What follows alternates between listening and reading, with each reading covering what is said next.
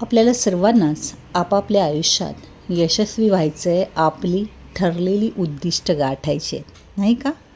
तर ही सगळी उद्दिष्ट गाठताना आपण रडत रडत हे सर्व करत राहण्यापेक्षा हसत आनंदाने जगत आपण हे यश संपादन केलं तर कसं वाटेल?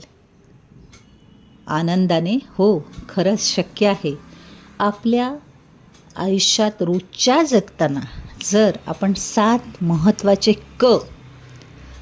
जर आत्मसात करून घेतले ना, तर अलगदपणे आपण यशापर्यंत पोचतो.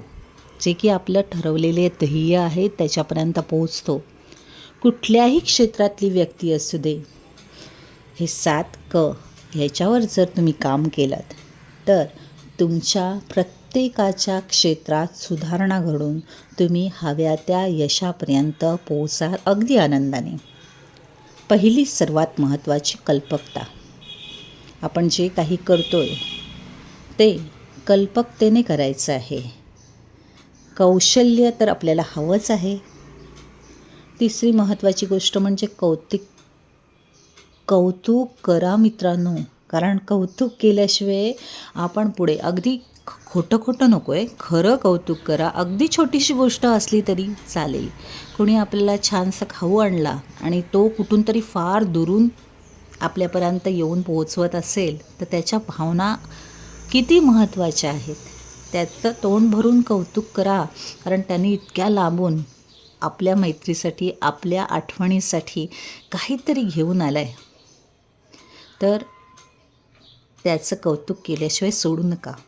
करुणा म्हणजे दया अंतरी ठेवा. कृतज्ञता म्हणजे एखाद्या व्यक्तीने, अगदी ती आपली आई असेल, बायको असेल, बहीण असेल, छोटंसं जरी काही आपल्याला मदत केली किंवा अगदी वेळेवर काहीतरी आणून दिलं, थँक्यू जर तुम्ही म्हटलात ना मित्रांनो, तर तुम्हाला काही फरक नाही पडत फारसा, पण ते जे तिने तुमच्यासाठी केलेलं कार्य असतं ना, त्याचं तिला चीज वाटतं. सो तुम्ही काही न बोलण्यापेक्षा थँक्यू म्हणालात ना तर चालेल. घरातल्या घरात काही थँक्यू म्हणायचं असतं का असं तुम्हाला वाटेल, पण ते गरजेचं आहे मित्रांनो. म्हणत जा, बघा तुम्हालाच कसं छान वाटतं आहे. आणि 7वा महत्त्वाचा म्हणजेच कर्म करत राहा, ते पण छान सचोटीने.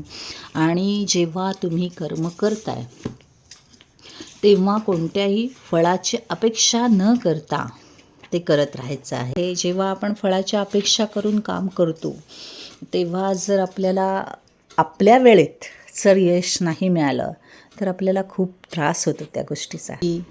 गीतेच्या 2ऱ्या अध्यायात हेच सांगितलेलं आहे. कर्मण्येवाधिकारस्ते मा फलेषु कदाचन मा कर्मफल हेतुर्भुर् मा ते संगोस्त्व कर्मणी. तुला कर्म करण्याचाच अधिकार आहे, त्याच्या फळाविषयी कधीही नाही. म्हणून तू कर्मांच्या फळांची इच्छा करणारा होऊ नकोस. तसेच कर्म न करण्याचाही आग्रह धरू नकोस. तर ह्या 7 तुमच्या आयुष्यात तुम्ही नक्कीच वापर कराल आणि आपली कार्यक्षमता वाढवाल आणि आपलं उचित ध्येय नक्की गाठाल, याच्यावर माझा विश्वास आहे. All the best. Caring Chitra, sharing happiness. Swanand investor. 9819667599.